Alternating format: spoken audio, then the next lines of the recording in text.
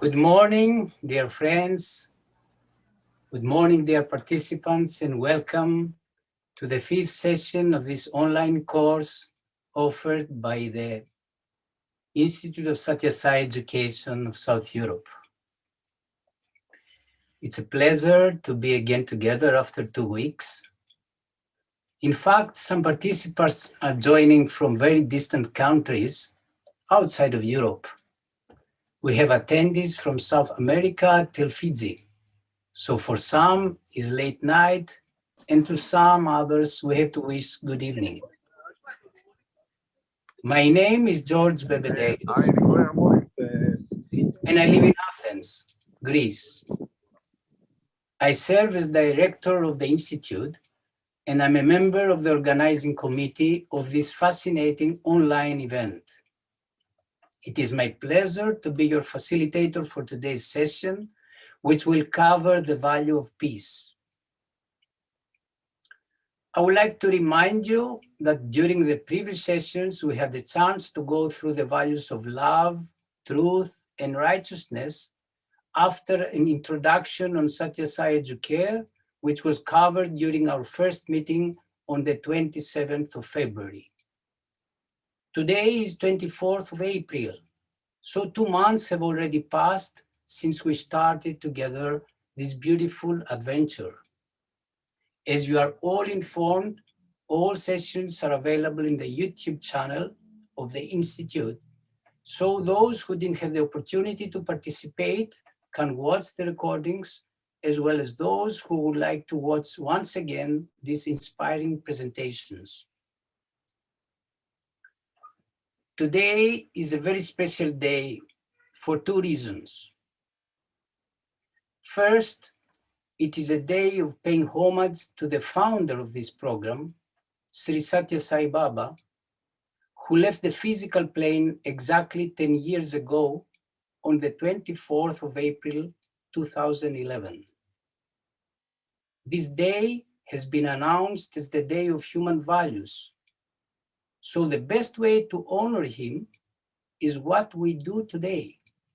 That means to be together and have the opportunity to dive deep in the abiding message of these universal values. Satya Sai has said, all objects in the world are liable to change. All living beings must pass someday, but ideals and sacred objectives established in the human heart shine forever.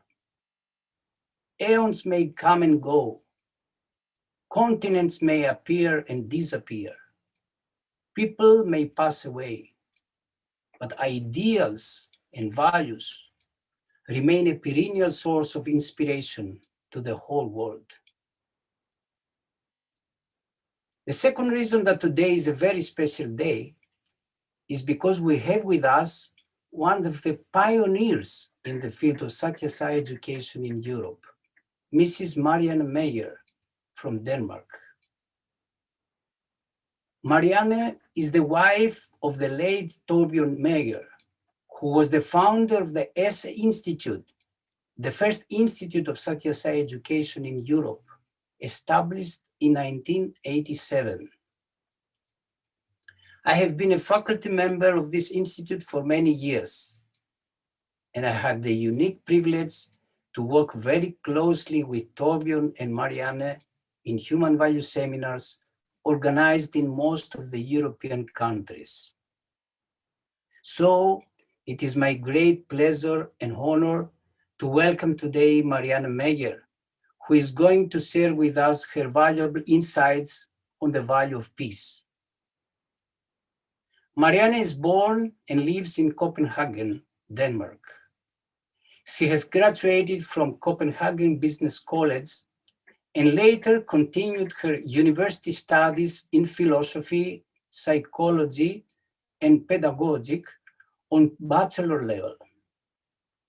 She has several additional diplomas in adult education training, and during the years, she has been leading a number of personal development groups based on human values.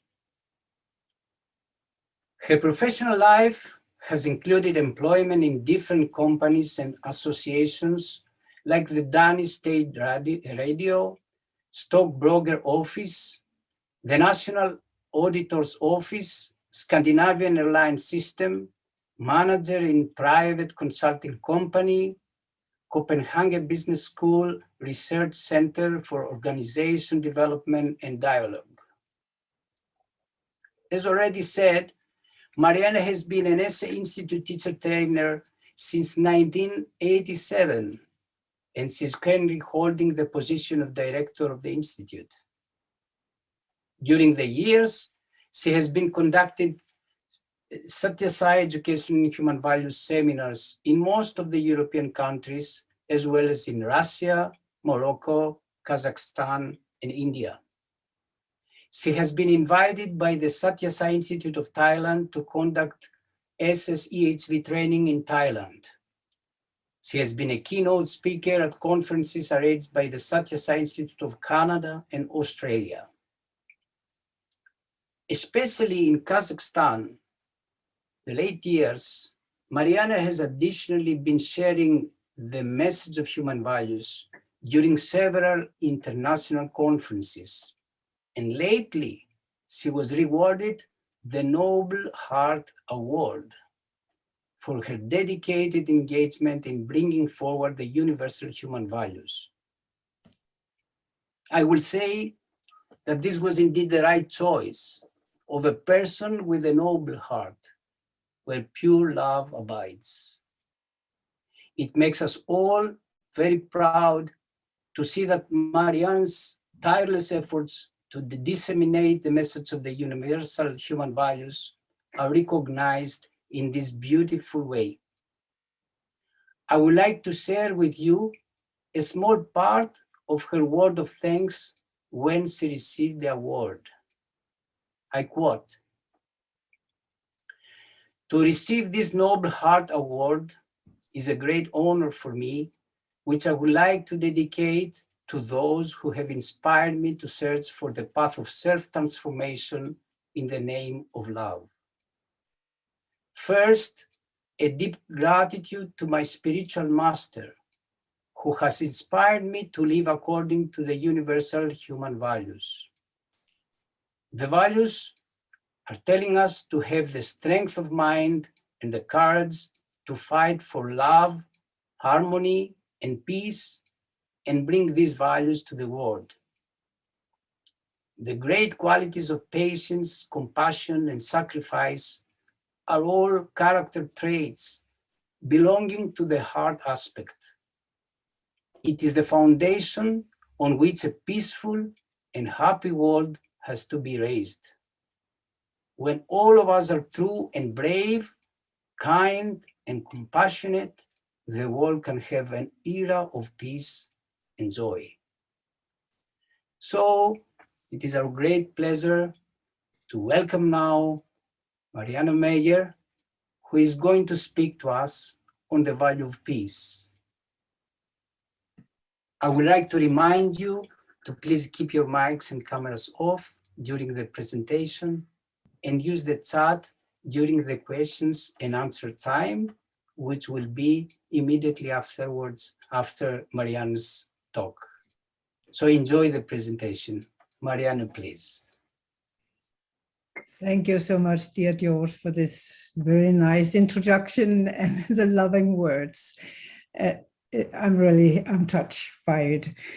And good morning to all of you. It's indeed a great pleasure to be here and again work with the team of the South European Institute. As you heard from George, we have a history. We have been working together for many, many years until all the activities expanded in South Europe, and we divided into two separate entities. And I still remember our inspiring cooperation. So it's with great joy that I now have the possibility to connect here from Copenhagen to South Europe. And this time, not only to South Europe, but also to other parts of the world. The topic today we have to look into in this fifth session is peace. And from previous sessions, you have got a very good foundation of the philosophy of Satyasai education. So I will try to bring this beautiful message into a practical setting and focus on how to live a more peaceful life. Because it's when we lose our peace, we realize how essential it is to us. So it becomes important to find out what it really means to have peace and how to achieve it and preserve it. When we look at the world today, we see that the attempt to create and maintain peace in the world has not been successful until now. So what is needed to change the world and make it a peaceful place to live in? It was Shakespeare who said, "O fool, why do you want to change the world? Change thyself and there will be one fool less." And there is some truth in what he says, because as long as there is lack of peace in us, there will always be possibilities for disagreements, which quickly may turn into fights and even wars. The fact is that we cannot change the world. I think we have all experienced what happens when we try to change another person. As an example to illustrate this, I have always used my late husband. When he was still alive, I would say, "I can tell you, I have tried to change my husband for more than 30 years, and he is impossible to change." And my dear husband, who was a very loving man, he would smile and he would say, "So now you have to tell them, when did I start to change?" And I had to admit when I stopped trying to change him. So this brings us to the reality that I am the only one who can change me. I can have a deep urge to change others, but it can only be possible if they want to change themselves. We can inspire them to change by our example, but we cannot change them. So it seems like that to transform the world means to transform the individual, and that this transformation process starts within the individual based on a strong motivation to change something within himself or herself. So it's a process where we can start removing all that which is a hindrance for this flow of the universal love energy. So let us start on the next slide and see. This love energy we have heard about is the undercurrent of all the values. It is an energy which is lifting up the level of consciousness from the relative peace to a higher and more permanent level. We could call it transcendental peace. It is a kind of peace that transcends that which is disturbing us.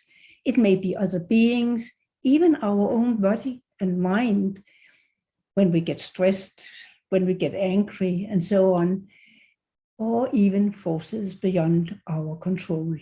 And this is something extremely important in this time of pandemic. So it is the lack of heart connection to this deep and pure energy within us that is a reason for the stress level that people are challenged with today.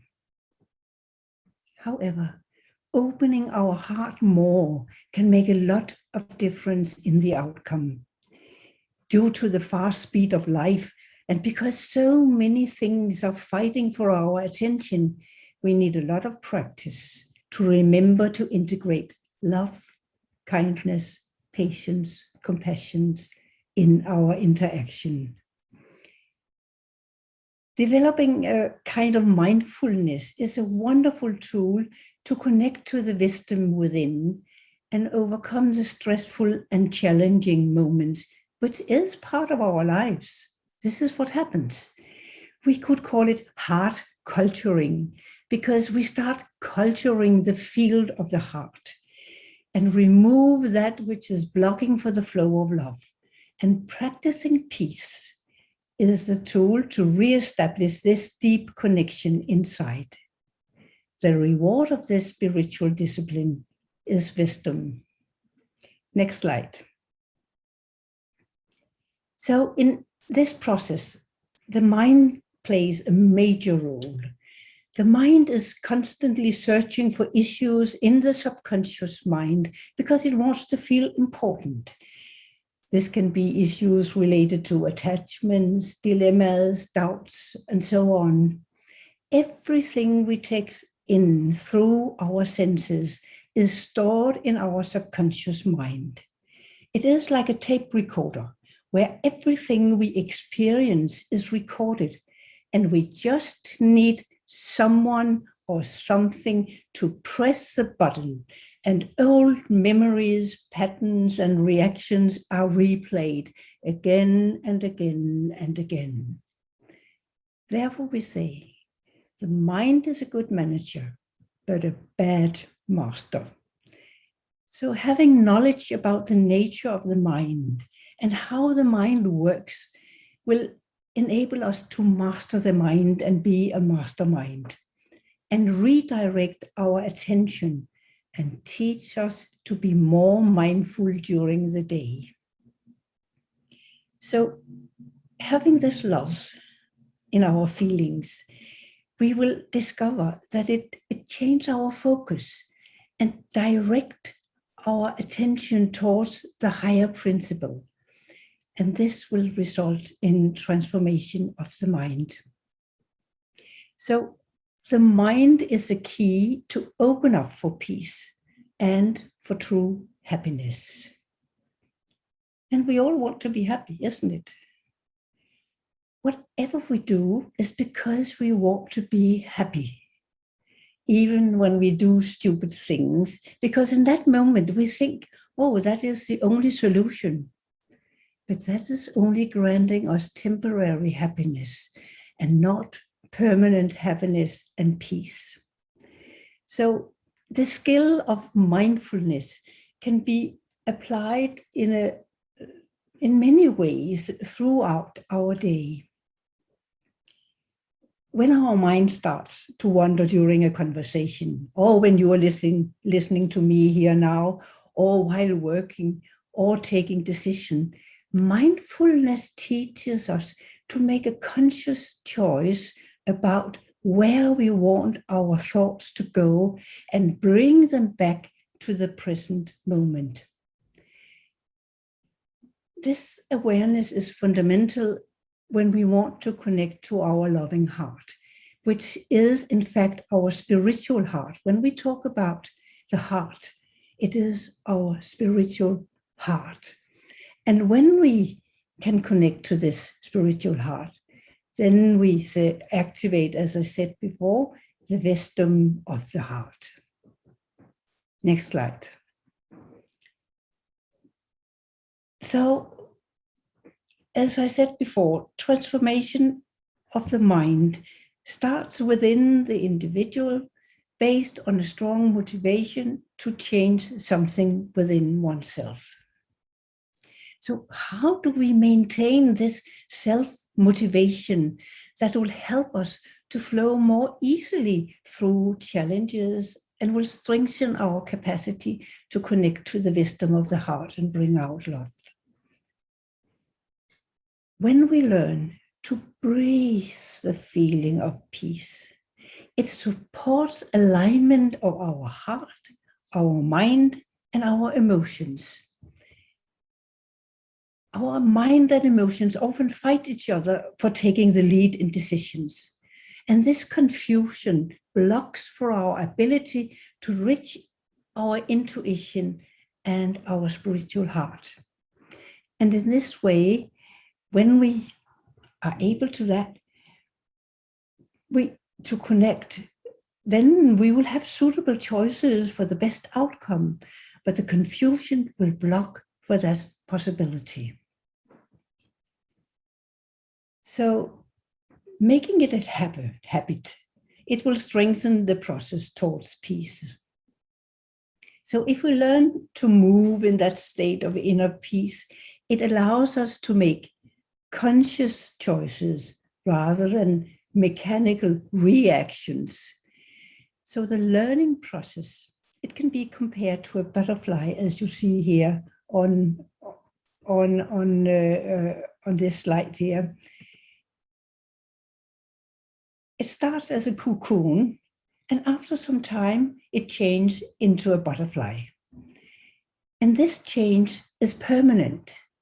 It never goes back to be a cocoon again. And it is the same with the real transformation process. So it's much more than just making changes in our lives. It is something which is permanent. It is leading to a permanent choice of change. Next slide. So now let us look at how do we experience peace.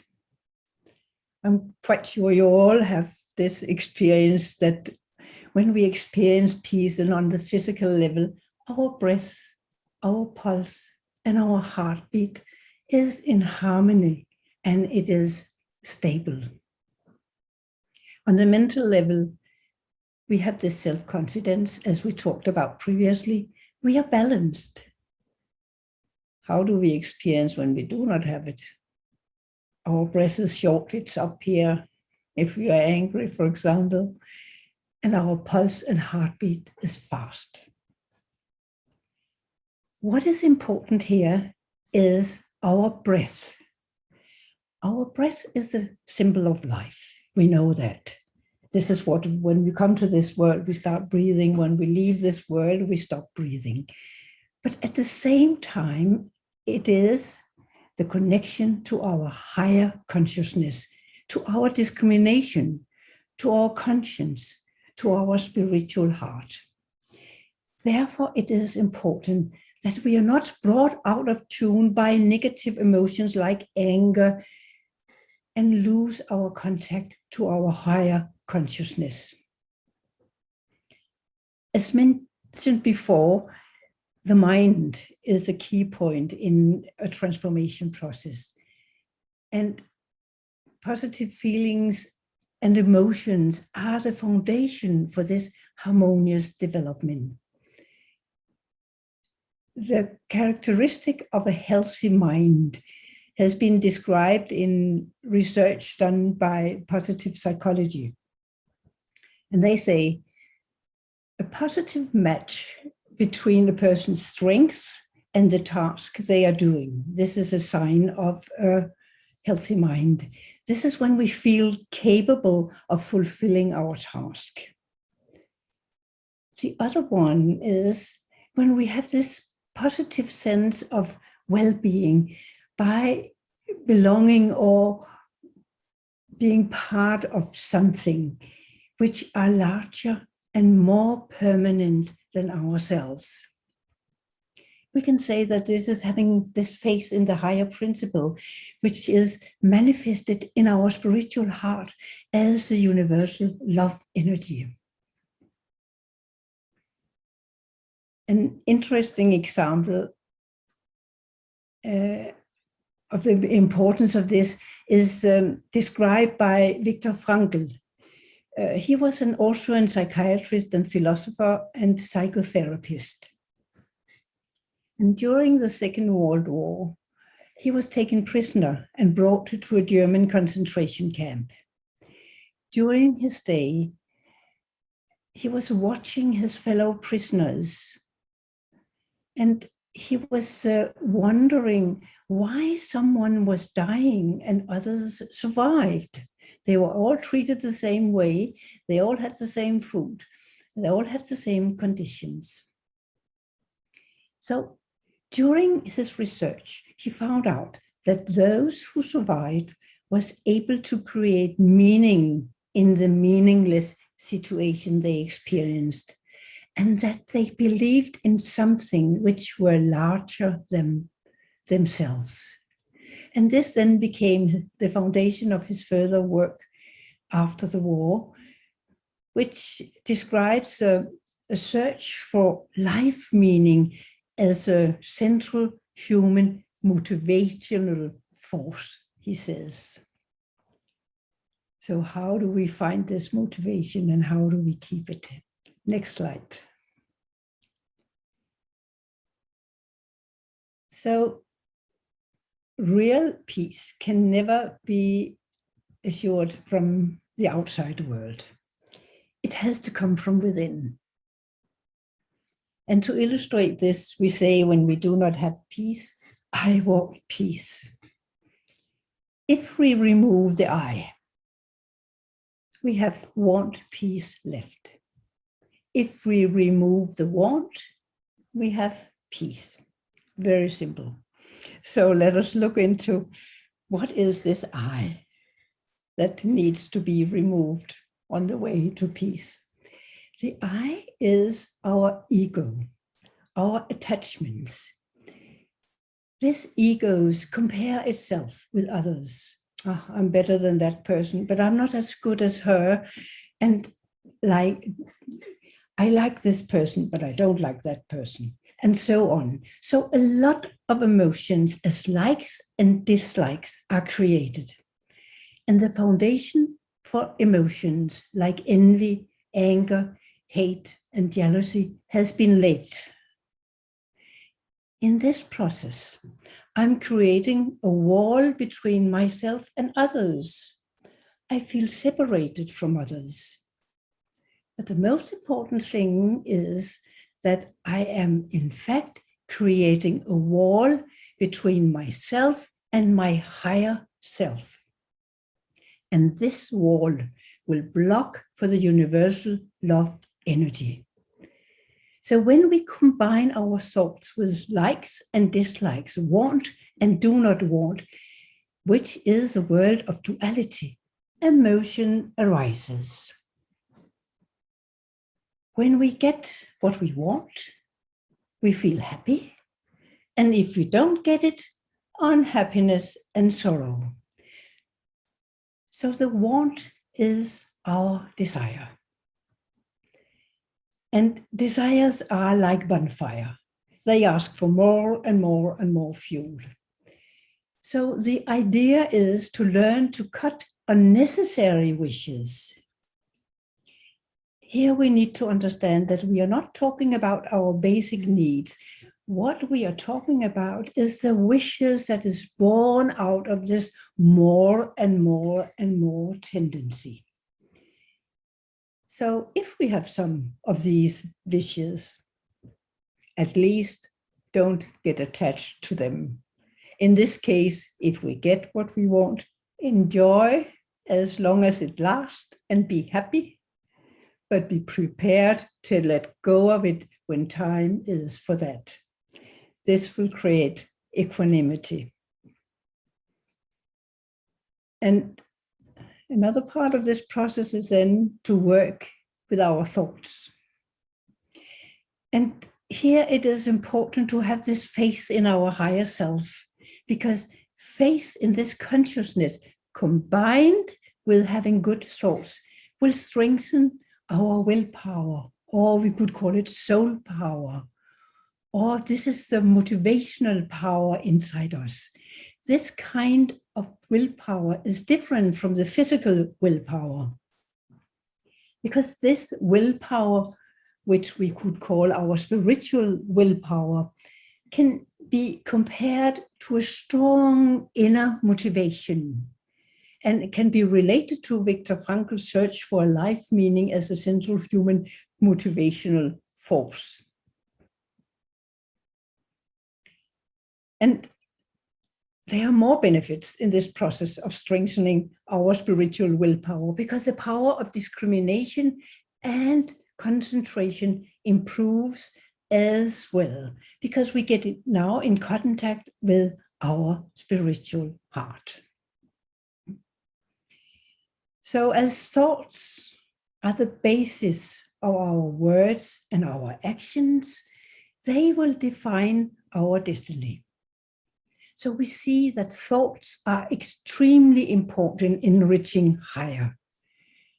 We need to put aside those thoughts which are not constructive. This is again the ability to be mindful and to make a conscious choice about where we want our thoughts to go. Creating harmony is another important point. Harmony is a combination of good vibration and rhythm, regular beat. Sorry. So music and singing is a good way to create good vibration. When we sing with rhythm, the breath gets stable, and if uplifting words are added, good vibration are created. So working with our thoughts is another way to raise our vibrations. And finally, positive thinking, not just to select the good words, but having as an attitude. This will strengthen the foundation for peace. And this is the question, what do we see? Do we see a glass that's half empty or half full? This is a good learning process also. The last point is the danger of anger. I mean, it's not so much getting angry. I mean, this happens. What is important is the consequences of anger. As mentioned before, anger affects our breathing.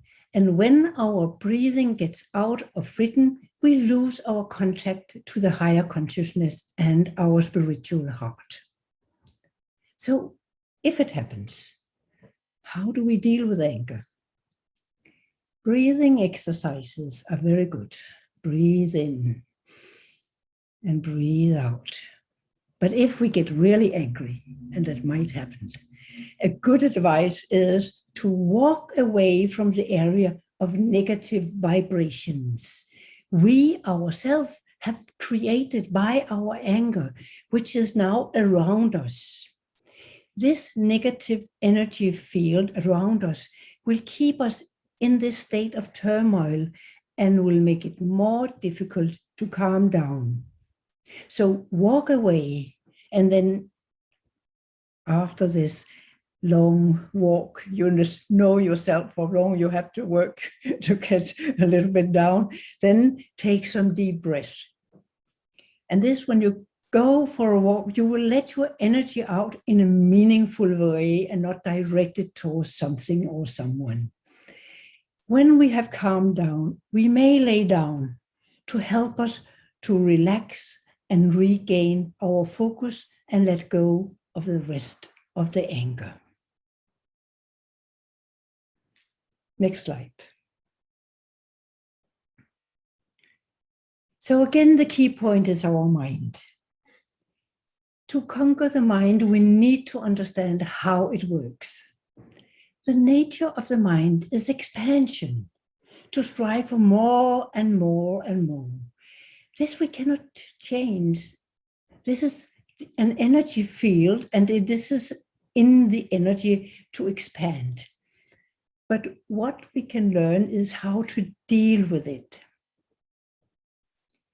If we turn the mind outwards, it will be craving for more and more and more and more in the physical world. New house, new job, and so on. When we turn it inwards towards the inherent human values, it will want more and more of those values. This will help us in the process of becoming aware of these higher values and manifest them and bring them out in our daily life. Using another analogy may give us additional insight in the complexity of the mind. Here we see that the mind can be compared to a mirror. This mirror has the ability to reflect. Either it reflects the outside world when turned outside, or when turned inside the inner world or the inner life. in the best case, when turned inwards, it will be reflecting our true identity, which is our inner awareness or our higher consciousness. However, as we are not yet there and having this pure consciousness, it will often reflect our shortcomings to make us aware of the need for change. So seeing those shortcomings, we often start projecting them outside on others because they are too unbearable for us to acknowledge or to accept the first time we see it in. Therefore, it becomes essential to understand how the mind is subject to three kinds of obstacles. Consequences of the past actions is one. The imprint of these actions, which are carried by the memory, are accumulated like dust on the surface of the mirror, or in this case, the mind. And this will influence the way that we react towards life. If we want to raise above these imprints, it can be controlled by changing our habits. Being more steadfast in bringing in good habits to bring us forward in our lives is a good advice. Because this kind of reinforcement lifts the spirit of our commitment and keeps the door open to the wisdom of the heart. The next one is our predictions. Many of these past memories, they have developed into desires, attachment, pride, jealousy, anger, egoism. Vasiliki talked about these 6 internal enemies last time. And in this way, the mind has become the seat of anger, fear, envy, depression, hopelessness, and so on, all because of its attachments to the relative world. And it will be these emotions that controls our heart and our breath and take us away from our goal in life. They are covering the mirror or the mind like a thick cloth. And these are often what we project on others. So we have to be aware of that the way we feel, think, and act towards others are colored by this inner world. This inner world is created by ourselves through our upbringing because of our life experiences and so on. And it has been reinforced by our repeated actions. And this is here shown as a cloth which is covering our true identity. So this cloth can be removed through love, which is a loving attitude, forgiveness, and understanding. It's our loving heart. It's a source of forgiveness. Our heart knows what it gains by forgiving, while the mind can resist forgiveness because it feels like it has to give up something which it is entitled to possess. And an important aspect here is to remember to have love towards oneself. Accept ourselves and accept our feelings, and then take ownership of our shortcomings and find ways to overcome them by refocusing on something positive and constructive. It was Mahatma Gandhi who said, "I know that I'm not perfect, but I'm happy that I'm moving towards perfection." I think this is a wonderful quotation. The last one is, finally, we are lacking focus. And this is our monkey mind jumping from one thing to another. It keeps moving, it keeps searching. This constant wavering of the mind is a hindrance for a permanent connection to our higher consciousness or the love energy. We can control this through our inner awareness exercises. So working on these aspects will support the process of finding inner silence or peace of mind.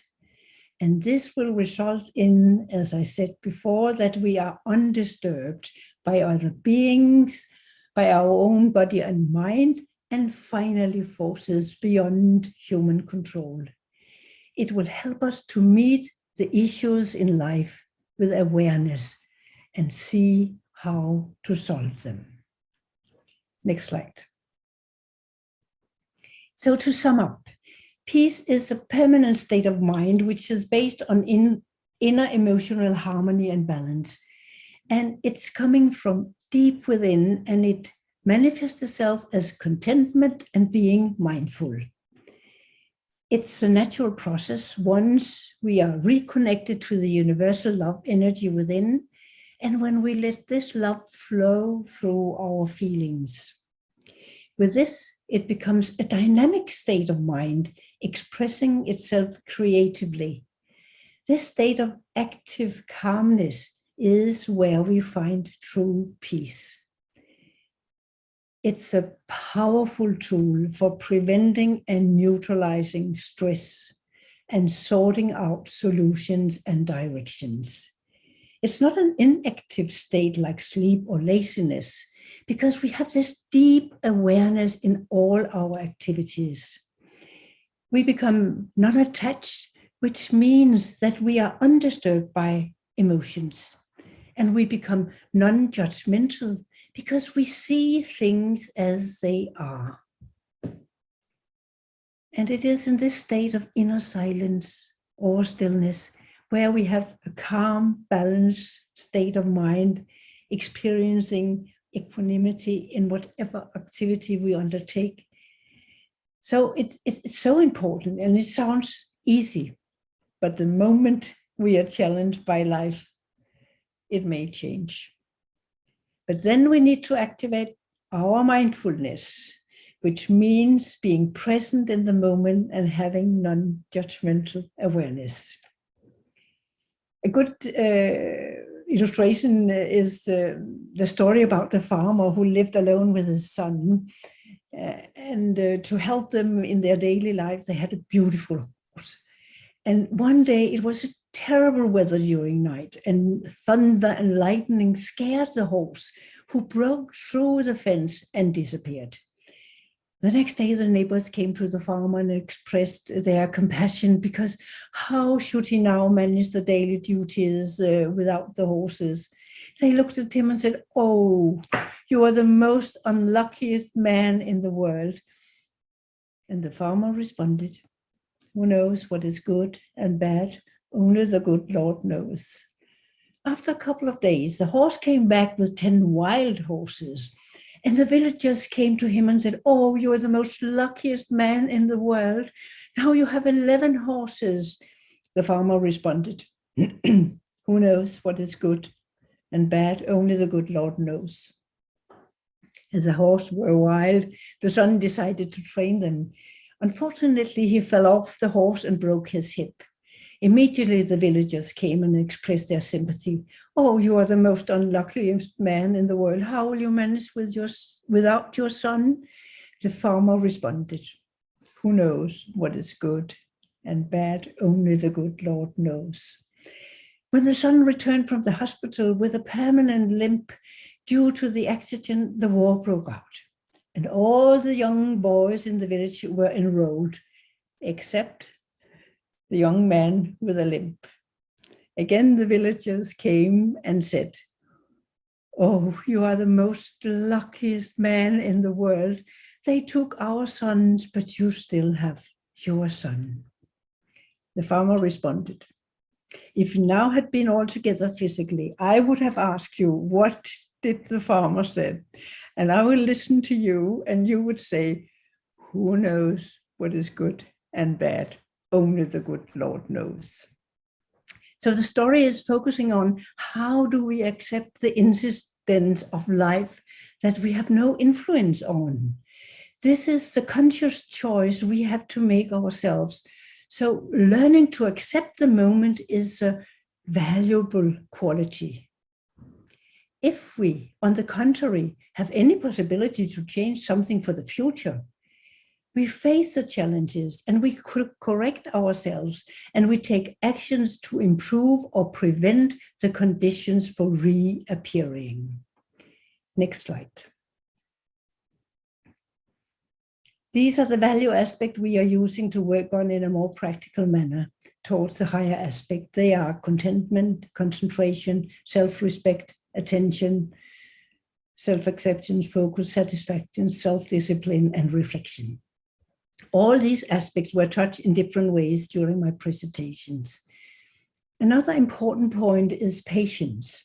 Patience supports our ability to manage our energies from the state of peacefulness and love, especially when things don't move the way that suits our mind. So rushed and impatient energy blocks for our capacity to create a loving outcome. It is our mind who tends to rush the energy. Our heart chooses balance, rhythm, and love. So practicing patience and easiness creates the energetic environment for love to be present in our communications, in our choices, and in our actions. Our challenges, like problems with computers and difficult people, they won't disappear as we practice patience. However, patience helps us to attune our mental and emotional nature to the most optimal way of responding to whatever life presents. So peace is this transformational heart quality that we often forget when we need it the most. Breathing the attitude of love and peace creates a tolerance that disarms impatience. Before we respond to any annoying email, person, situation, breathe love and peace and settled mind and emotions. This helps us to pause and review our response before we say or do something that creates an emotional mess. So our intuition constantly tells us to be more patient. And once we realize how many mental, emotional, and physical energies is draining us because of lack of patience, we can be sure that we will be committed to install patience. And patience is a prerequisite for practicing inner stillness and peace. And this is giving us the possibility to experience a relaxed time out from the difficult moments. We often hear ourselves and others say, if I just had more foresight, I would have handled the situation differently. But stillness then can increase our foresight and our discrimination. I think I'm using a lot of time talking here. One thing I just want to mention before we go to the last slide is what happens if we get in this situation where we are a little bit out of peace. The first thing is to acknowledge our feeling as soon as you sense impatience, irritation, or frustration. Accept that this is part of life. It happens. But what is important is to be able to refocus and then pause what you are doing. Focus on your heart and breathe in the attitude of peace. And imagine that with each breath that you are drawing in feelings of patience and calmness. And breathe this feeling for a little while to stabilize, because if we can replace impatience with patience, our response will be with more love, balance, and better judgment. However, be patient with also this process because it takes time. Next slide, and this is the last slide.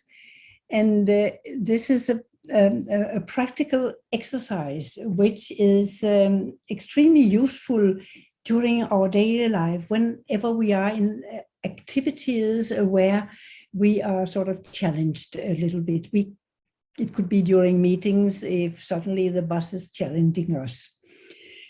So what we do is that we focus on the heart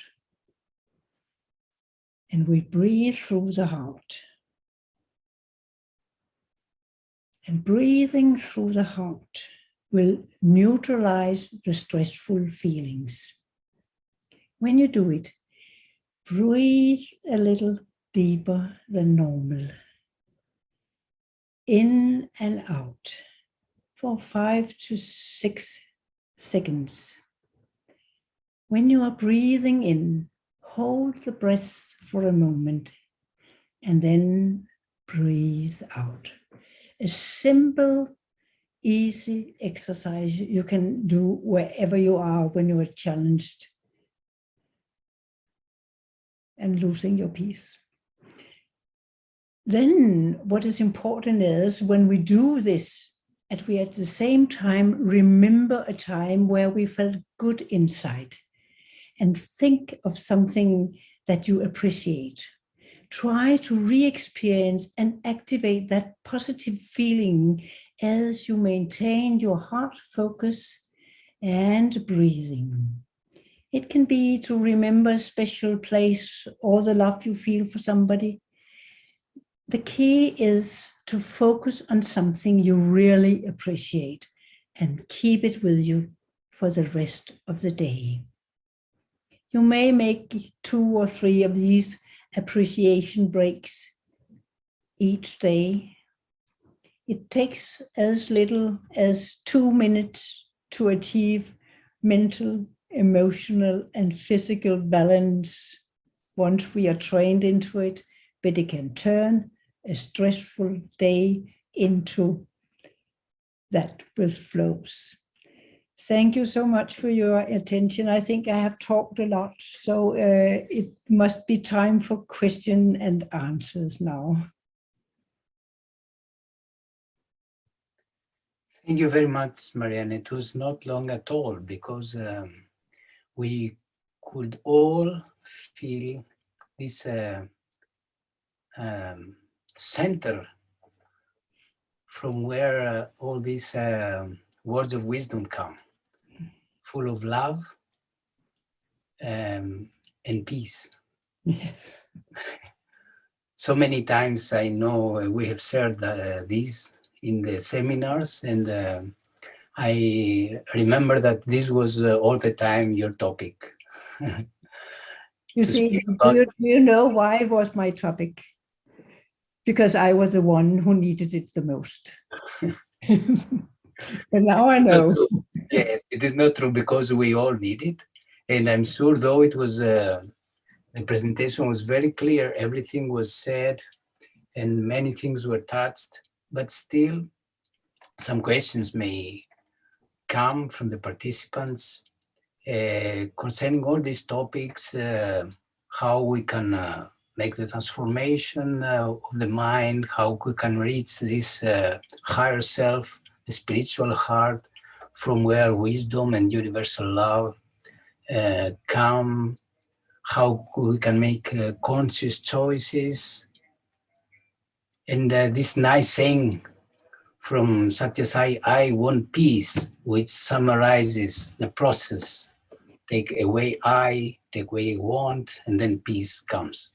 All this, and also this nice story that I remember that our dear Torbjörn used to say all the time, to accept, to be ready to accept all the changes in life, because only the good Lord knows. So I would like to invite now Esther, Chris, who will coordinate this small session, about 10 minutes, with questions and answers. Thank you, dear George, and thank you very much, dear Marianne, for this inspiring talk. I think that many of the attendees will have questions to go deepen. So please write in the chat those questions. I will share them with Marianne now. In my private or in the public chat, it's okay. And Marianne, here I have one question, the first one. In this period of corona pandemic, people are blocked and afraid. How can we handle these feelings and instead build peace? I always used to say, challenges are stepping stones for new insights. Whenever we meet difficult situations, it is a possibility to find new solutions and new ways to handle things, to learn more about ourselves. And this is what we are forced to do during this time of the pandemic, because it forces us to change our focus and to reconsider what is really important in life. And it may change our perspective on many, many things. When it comes to fear, because it gives fear to many people, it's not always easy just to overcome in one stroke, because it's based on many things related to the past. So it's a very individual thing. However, basically, it is created when we lose our contact to our spiritual heart, as we talked about. And when we lose this connection, not only fear is created, but also stress levels is raised. And this is what many people are challenged with today. And we, then this process of learning to work with peace and open our heart more can make a lot of difference. And this is exactly what we are trying to do when we are working with peace. I remember in the past in Denmark, it was custom that when people turned 100 years or more, it was a custom to interview them about their lives. I still remember this old Danish lady responding to the TV journalist when she was asked about her life. Oh, my life was one big worry. I worry about this, I worried about that. And she went on and ended, but luckily most of it never came true. And this is what we often do. We worry about things that might not happen. And why worry about something which might not happen? So instead, we learn to work on re-establishing trust in the government principle of the universe, because everything happens for a reason. It may be our opportunity to install hope, optimism in our thoughts and our emotions, and change our perspective. So learn to breathe in peace and let go of fear. Have trust. It's only a test. It may not be so easy, but it's worth working on it. I have tried it and it works. So develop faith that fear and worry cannot affect you as long as you are content and happy. So repeat this kind of assurance and even use prayers. This is another tool to reinforce these good thoughts that can carry us through the turmoil. So thank you for your question. Okay. Thank you, Marianne. There are lots of comments in the chat, and also I found here another question. And this is, how can we cope with strong emotions like anger and replace them with positive and peaceful feelings? Yeah, the first step is to accept that I have these negative emotions which are creating turmoil in me. It's not the situation. It's not other people which are the source of what I experience. They just open the door to something which I have not yet been able to handle within myself. So this is where we need to have this loving attitude towards ourselves, to accept that I may not be perfect, but I'm working on it. And as I explained in my presentation, you go for a walk and drink.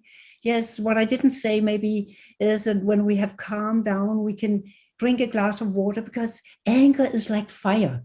It needs to be extinguished. So, and then we use the rest of the advice I gave in the presentation, because after some time we will see it might just be misunderstandings due to wrong perception or bad communication.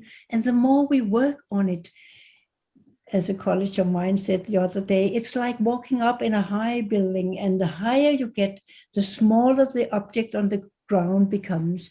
So when we distance ourselves, we will see that it may not be such a big deal after all. But you may say that, yes, but what that person did was not right. It was rude. It was insulting. Yes, this is correct. They may not be right. It may not be good what other people are doing, but it is my reaction.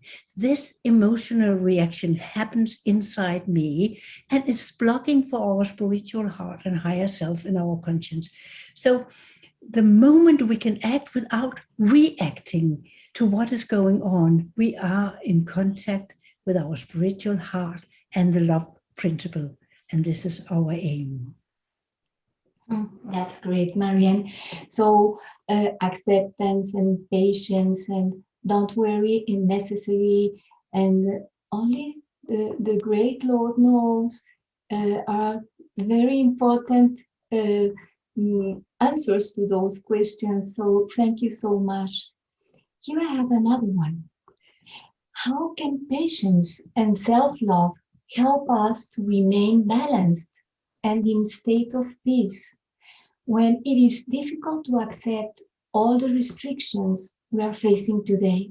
Yeah. If there's chaos and unrest all around us, it may be difficult to attain peace.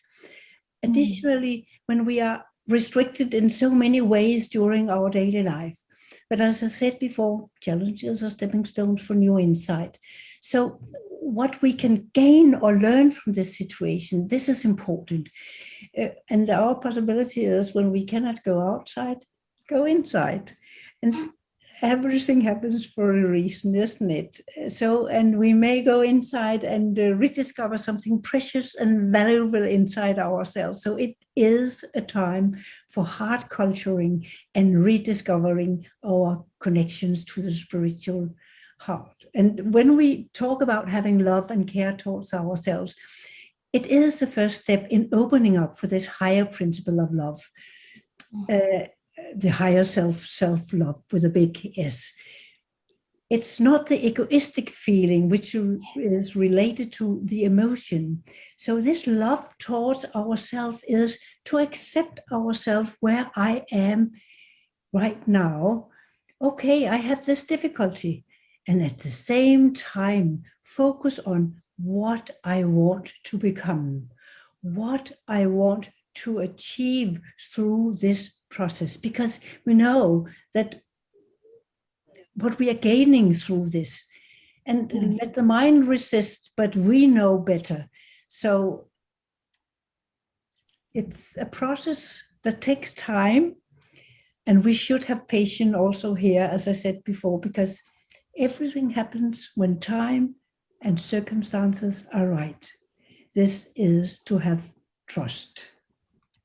Oh my God. Thank you so much, Marianne. I think that everybody is so happy with your presentation that I cannot find in the chat any other question for now, but the comments are so beautiful. The perfect presentation for today. Thank you for the wonderful presentation and explanation and amazing presentation. Yes, everybody is so happy with the presentation that maybe, I don't know if they are more questions, but maybe you can tell us about how can we accept ourselves when this is maybe one of the first steps we have to go. So you mean how to accept ourselves when we have all this? Yes. It is so good. I mean, all the advice I gave, but it's also so good to have a loving surrounding that is able to support you and give you love in this process. I remember many years back in the 80s when I had quite some temper, and my dear spiritual master, such as he talked to me and he looked to me and then he said, "Too much temper." And he said it with so much love.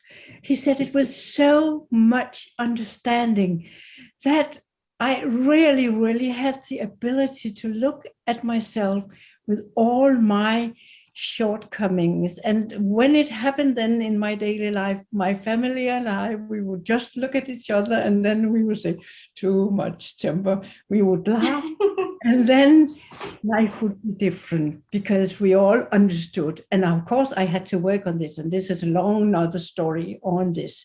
But it all helps if you are together with people. If you have such, as we have here, beautiful people around us who are walking the same path, who are able to support and accept us as we are, because they know we are doing our best to be the best version of myself. Thank you. And thank you for giving me the opportunity to share. This has been wonderful for me because I can remind myself about what is important in life. Thank you so much. Thank you, Marianne, for this beautiful presentation again and for the answers you are giving us, because it's inspiring and it really help us to understand this important value in a deeper way. So thank you so much. Thank you.